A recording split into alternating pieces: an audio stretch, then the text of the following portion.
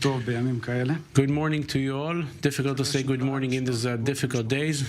I want to send a hug to all the bereaved families.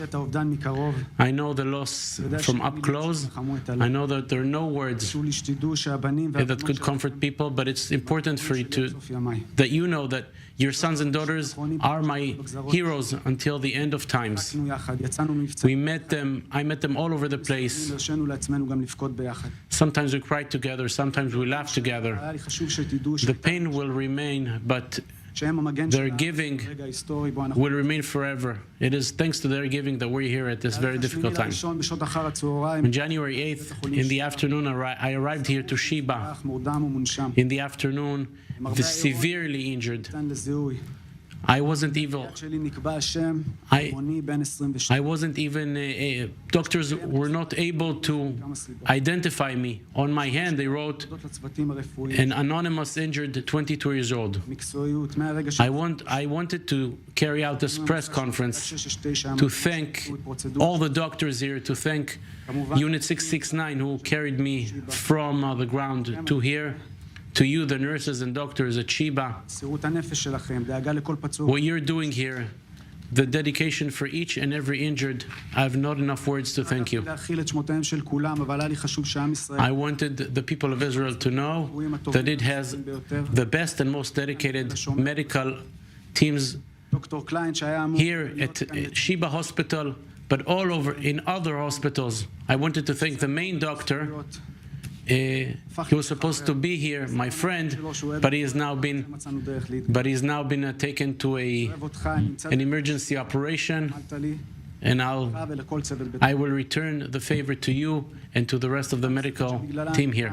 Another reason that I'm here is the understanding of the injured of the war. I meet them in the various wards here. Some are here in the hospital since October 7th. If there's one good thing that happened due to my injury, it is the ability that I can visit and carry the messages of the injured.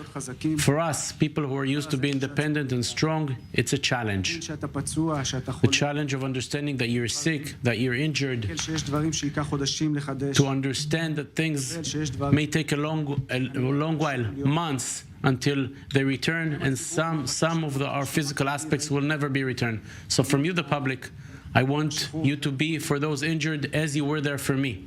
Give them the place and the time to sound their pain.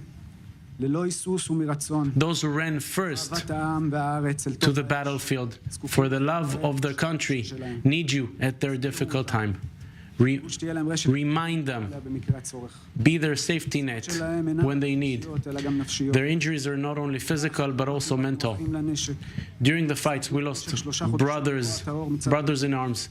We saw the worst evil in our enemies, and it takes time to digest everything that we saw. I have the ability to be on the stage and to speak on their behalf and to ask everybody, all the civilian factors, please notice them, be open to them, receive them with an open heart and an understanding. The operation in which I was injured was very important. I don't know what has already been public, so I'll be careful. For 2 weeks, we've been walking around the Gaza Strip and the central Gaza Strip, detecting tunnels. The amount of tunnels and the amount of ammunition is another sign of the evilness of our enemies. On January 8th, we were supposed to destroy another major tunnel, and for reasons that are still investigated, there was an explosion. There was an accident. The tunnels were destroyed, but with a major price. 6 fighters were killed and many others injured.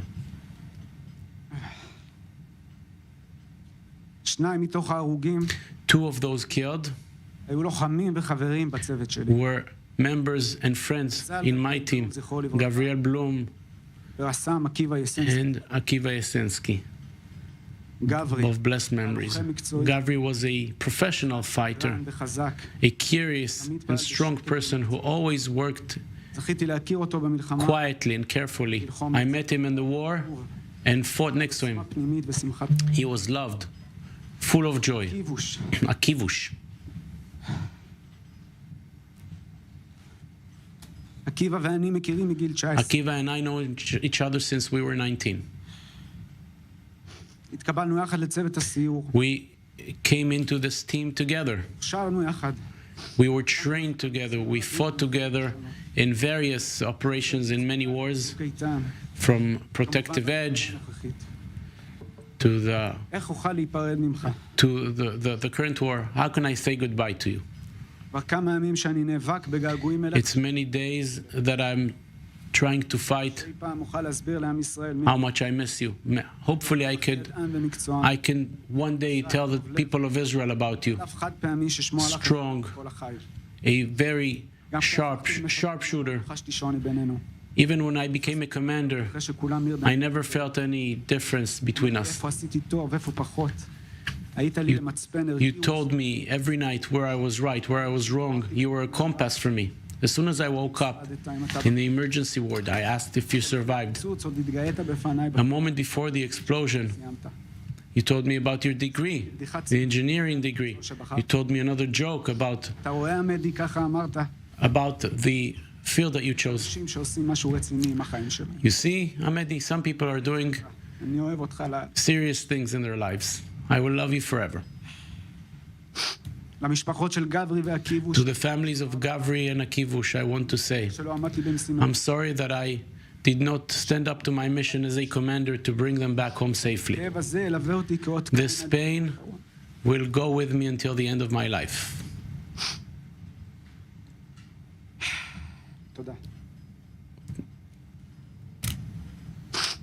Throughout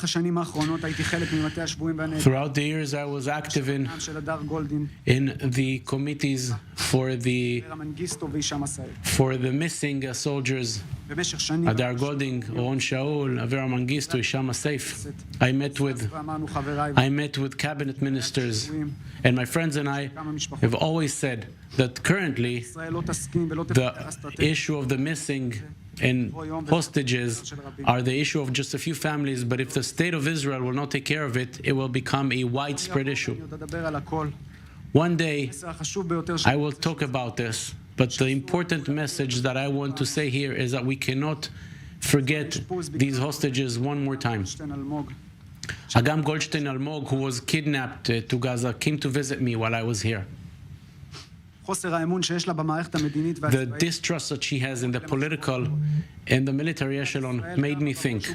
The State of Israel was established first and foremost so that every Jewish person in the world will know that there's one place in the world that is a beacon to us, where Jews are not murdered, where Jewish women are not raped, where we can be safe. To rebuild that trust, we have to bring everybody home. This is our moral responsibility. I have a long way ahead. I was severely injured. The fact that I'm standing here is nothing short of a miracle. A shrapnel that came into my throat hit many vital parts of my back. I came here to ask you for a few months of quiet. I understand your curiosity, and I will tell you, one day I will tell you everything that I went through from October 7th and until now. But right now, my family and I have to take care of the challenges ahead. Physically I'm injured, but my spirit is